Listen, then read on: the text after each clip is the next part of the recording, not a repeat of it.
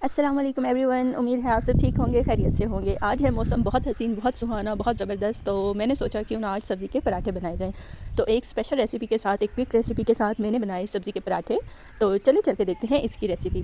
सबसे पहले आप लोगों ने पेड़े कर लेने हैं और पेड़े इस तरीके से करने हैं जितना आप नॉर्मल साइज़ का पेड़ा करते हैं एक पराठे के लिए, उतना ही आपने आटा लेके उसके 2 छोटे छोटे पेड़े कर लेने हैं। और उसके बाद हमने सब्ज़ी को मैश कर लेना है, किसी भी मैशर में या कांटे की मदद से आप लोग मैश कर सकते हैं।